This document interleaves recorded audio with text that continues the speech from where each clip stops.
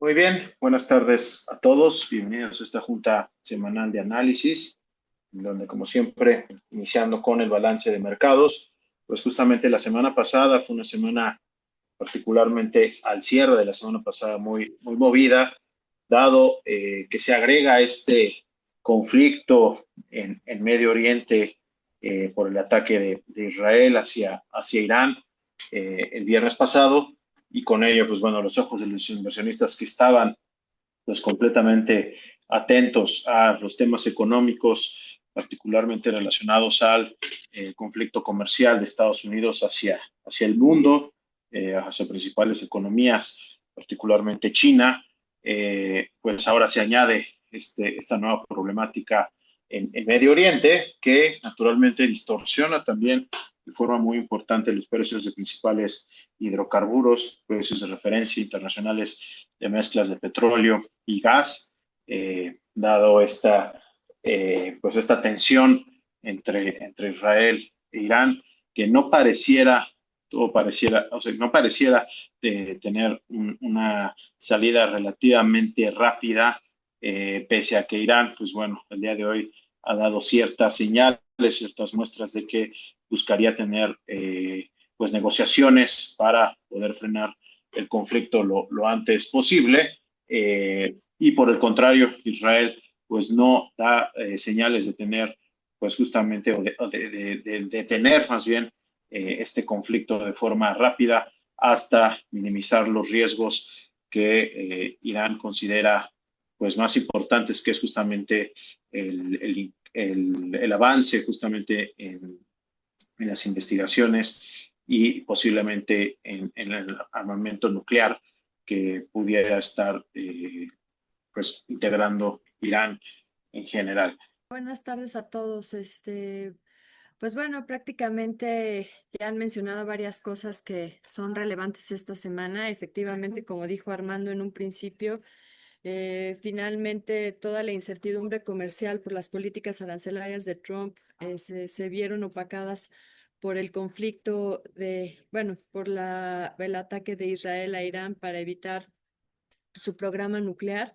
Pues dicho esto, vimos cómo el precio de los energéticos repuntó y pues bueno, los índices accionarios inicialmente tuvieron algunas bajas. Ya hoy se disipó un poco estos temores, pero efectivamente hasta que no se tenga una idea más clara de cuánto podría durar el conflicto, pues bueno, esto suma más volatilidad a todo el entorno global que ya teníamos bastante volátil.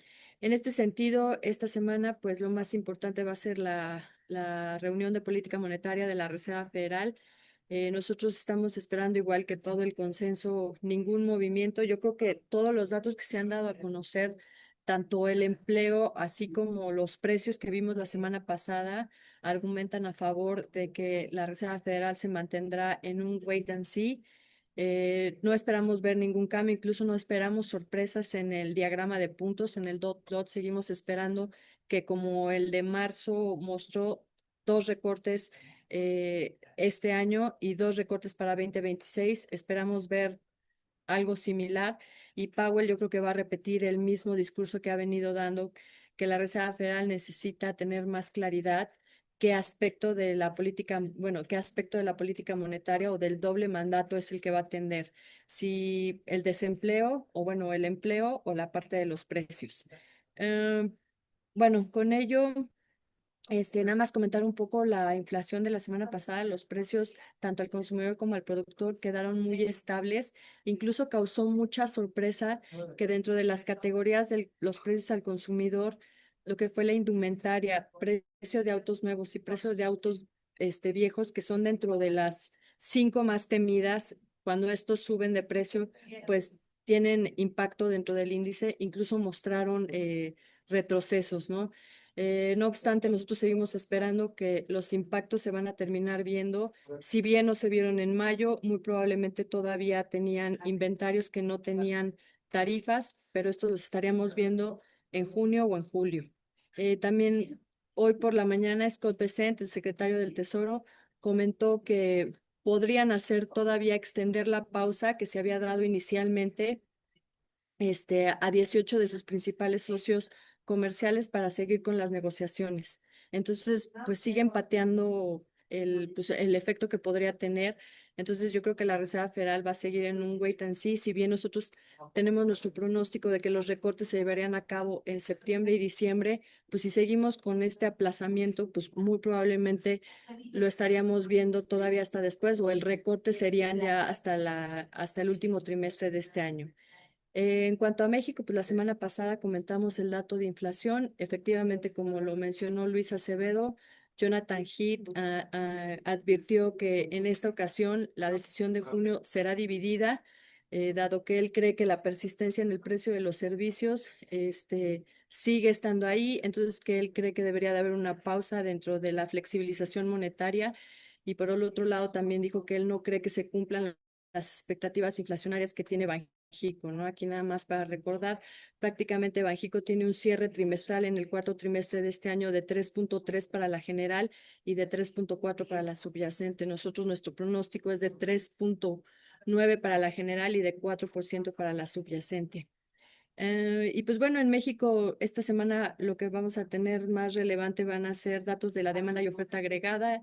El día de hoy se dieron a conocer datos de consumo que una vez más vinieron en términos secuenciales con avances casi nulos, y en términos anuales prácticamente estamos hablando de ya casi con 5 o 6 meses con caídas consecutivas, que esto no se veía desde la pandemia. Y bueno, y la encuesta de Citi que se estará dando a conocer esta semana. Y pues bueno, la curva forward de TIE se presionó un poco. Nosotros mantenemos nuestra expectativa de recortes de todavía por 100 puntos básicos para que la tasa de referencia cierre en niveles de 7.50, y la curva se presionó un poco y ya ahorita reconoce un 7.75 para final de año. Y pues bueno, por mi parte sería todo. Muchas gracias, Julia, por tus comentarios.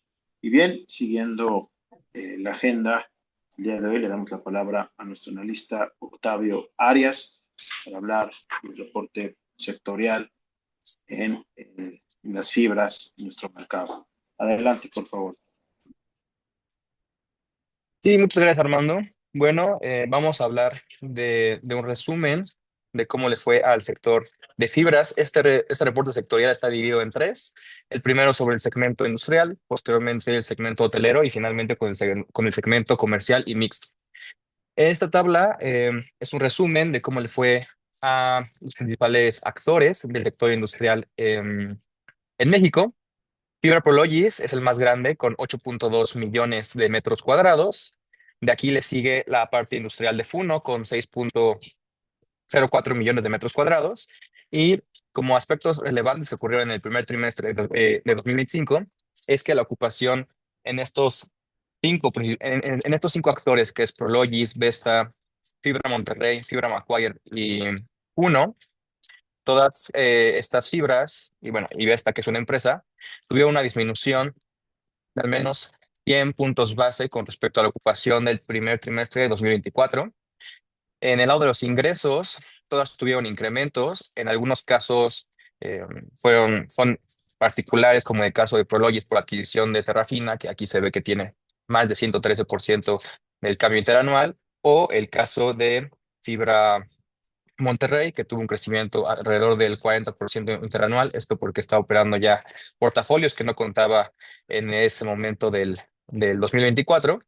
Pero, por otro lado, Vesta y Funo, así como Macquarie, sí tuvieron incrementos de doble dígito, tanto sobre los ingresos. Y hablando sobre el Net Operating Income, en el caso de Prologis, este indicador, pero sobre las mismas propiedades que contaba en el 2024, este tuvo un incremento del 2%. Y en los márgenes, el principal que destaca sobre el resto es el de Vesta. Y en el indicador de loan to value es de qué tan apalancada está la empresa. Fibra Prologis tiene esta razón de manera relativa menor al resto. Y uno es la que presenta el mayor apalancamiento con el 43%. Dentro de las noticias del sector es que Prologis mencionó en su reporte que planea vender alrededor del 50% de activos no estratégicos de Terrafina para financiar expansión y otros proyectos. Y Vesta, que proporciona una guía para 2025, esta la reafirmó diciendo que va a cerrar el 2025 con un incremento entre el 10 y el 11% en ingresos y un margen del 94.5, muy cercano al el 95.7% que cuenta actualmente. Y Fibra Monterrey adquirió otro parque industrial de mercado libre, es decir, que ya tiene propietario, sumando 111,000 metros cuadrados a su portafolio. Y Funo avanza en este proceso industrial que tiene de Fibra Next, de separar sus activos industriales, además de entregar una nave industrial en Tijuana. Sobre la vacancia industrial general del sector, conforme a la misma guía que dio Vesta, se espera que esta podría subir alrededor de 5%, esto debido a nuevas entregas, es decir, incrementos en oferta. Siguiente, por favor. Brevemente sobre el segmento hotelero, este tuvo una presión en la ocupación, ya que em, las tres empresas que estamos analizando, que es promotora de hoteles Norte 19, antes H-City, Fibra Hotel y Fibra Inn, las tres tuvieron una disminución em, de al menos un punto porcentual en la comparación interanual, terminando en 51.9%, 58.1% y 58.3%. Además, estas sí tuvieron incrementos positivos en la tarifa diaria promedio, que es el ADR, y en los ingresos por habitación disponible, destacándose en este sentido Fibra Inn. Y algo a destacar en este sector es que si bien la ocupación está estancada, los ingresos siguen creciendo con márgenes presionados por los costos operativos. Además, es importante destacar que ha habido ajustes en el control de estos mismos gastos y la presión que tienen en el ámbito de costos laborales, pero segmentos como el premium tienen aumentos importantes. Este 16% que se menciona en los ingresos es justo por el segmento de la segmentación premium, y como riesgos evidentes, pues está la desaceleración económica y la sensibilidad al precio en la demanda acá en México, que se ve en la siguiente gráfica, por favor. Este es un comparativo de cuál ha sido la tasa de ocupación de habitaciones de hotel en México desde 2010 hasta 2024, y nos encontramos por debajo de este cierre del año pasado, que cerró en 59.5%. Estos son datos de la Secretaría de Turismo, y en este caso Norte 19, Fibra Hotel y Fibra Inn en este trimestre cerraron por debajo, es decir, alrededor del 58%. Siguiente. Para el segmento comercial y mixto, tiene un contraste diferente al hotelero, ya que las ocupaciones tuvieron incrementos de 1.6 puntos porcentuales, 1.5 puntos porcentuales, 3.2 puntos porcentuales, y en el caso de Fibra Plus y Fibra Educa pues sin cambios porque tiene el 100% de ocupación, y los incrementos en ingresos fueron de doble dígito en al menos tres de estas, en Fibra Shop, Fibra Danos y Fibra Plus. Y en el loan to value, Fibra Danos es la que destaca porque tiene un apalancamiento muy bajo del 12.2%, y las que se encuentran más apalancadas es Funo, ya en el 43% de consolidado, es decir, tanto comercial, mixto como su segmento industrial, y Fibra Shop con el 39.8% de la razón de activos a deuda. Cosas importantes que ocurrieron en el sector es que se dispuso un nuevo crédito para Mítica de 2.200 millones de pesos, y uno firma nuevos contratos con spreads positivos de 7.6% en pesos y 7.8% en dólares. Fibra Shop, con una reconversión de 4 plazas con este concepto de transformarlas a centros de vida. Danos, además de ser actor importante aquí en la parte de comercial y mixto, adquirió una nueva base industrial. Bueno, va a trabajar en una nueva base industrial de Build to Suit. Esos son proyectos que ya están prearrendados de 52,000 metros cuadrados. Y Fibra Plus tiene Espacio Condesa, que se espera inicie operaciones en la segunda mitad del año. Finalmente, Fibra Educa sumó 6 nuevos campus de centros educativos. Siguiente. Y conclusiones y perspectivas de estos tres segmentos es que el segmento industrial tiene altas ocupaciones, crecimiento de doble dígito, expansiones y proyectos personalizados hacia clientes que ya, con los que ya trabajan las empresas. En el sector comercial, el segmento comercial y mixto, los centros AAA son los que tienen mayor afluencia y las fibras tratan de poseer portafolios diversificados e incluso incursionar en otros segmentos como el industrial, y esto compensa la debilidad que ha habido en el sector de oficinas, pero que ya se encuentra en recuperación. Y el segmento hotelero es quizá el que tiene una mayor transición y un reto, tanto operativo como en costos, y le están dando un enfoque mayor hacia la categoría premium. Entonces, de cara al futuro, pues vemos que va a ser importante seguir teniendo en la mira la relocalización manufacturera, esto del nearshoring, ya que sigue impulsando la absorción industrial y sigue habiendo incertidumbre en el segmento de turismo, especialmente en el doméstico, pero en caso de que este mismo incertidumbre a nivel internacional bajara, pues serían justo las fibras hoteleras las que se encuentran mayor exposición ante esta volatilidad, pero hay que ser cautelosos con este panorama actual económico. Y en lo que respecta a mixto y comercial, pues la recuperación del consumo presencial se mantendrá demandados los locales que estén en centros, eh, en malls, en centros comerciales que ya tengan una afluencia positiva, y esto podrá reducir incentivos temporales y las empresas podrán aplicar ajustes inflacionarios completos por encima de lo que ya están en este momento cobrando a los arrendatarios. Eso sería todo de análisis sectorial de fibras al primer trimestre de este año, Armando. Muchas gracias, Luis Octavio. Seguimos con el siguiente tema, que es justamente la visita a empresa a Fibra CFE. Adelante, por favor. Sí, em, la semana pasada asistimos a las oficinas de CFE Capital con el objetivo de profundizar con el modelo operativo y financiero de Fibra CFE. En la reunión nos recibió Iván Cajeme Villarreal, que es el director general de esta entidad. Y antes de hablar de los puntos más importantes que, que discutimos en esta visita empresa que tuvimos con la administración, vamos a hablar de cuál es el esquema operativo de Fibra CFE, es decir, tal cual, cómo obtienen ingresos. Fibra CFE tiene un derecho económico sobre alrededor del 7% del flujo neto de un fideicomiso promovido, el cual capta todos los ingresos generados por el uso de la red nacional de transmisión, esta de la CFE. Como sabrán, el negocio de la CFE son tres vertientes. Por un lado está generación y por otro está transmisión. Y en este caso es sobre todo la red de electricidad que pasa a través del mapa, a través de los demás estados de la República.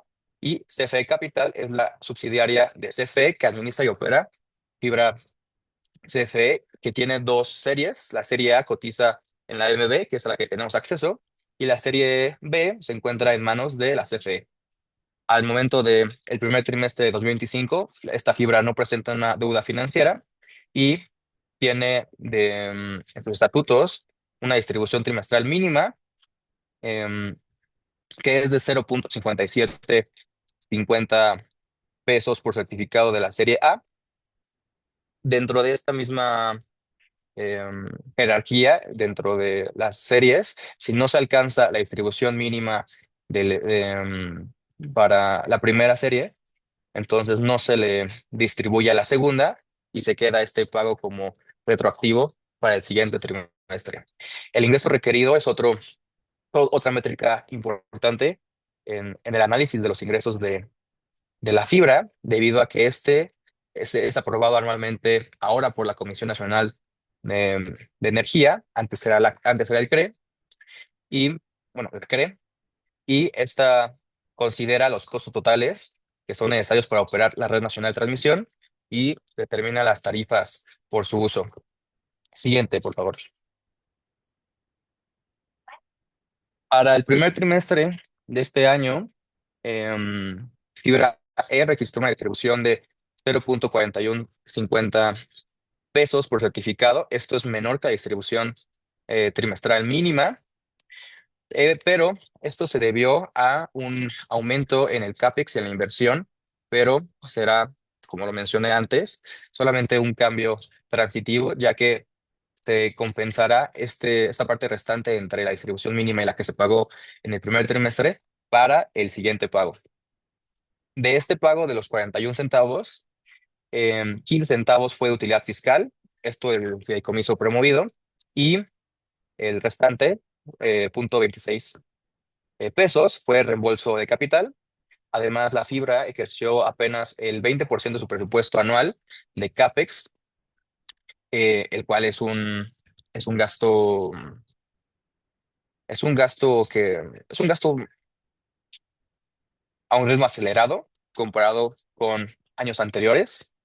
Y los ingresos regulados, estos que emite la Comisión Nacional de Energía, para 2025 crecieron un 3.9, pero no fueron suficientes para compensar algunos aumentos en costos o los gastos de operación, mantenimiento y administración, que estos crecieron en 6.12% y los costos sobre intereses en 4.1%. Pero estos cambios estos aumentos en los costos se verán reflejados en un plazo máximo de 2 años, que es lo que tarda la regulación en actualizar la tarifa sobre los costos de la Red Nacional de Transmisión. Siguiente, por favor.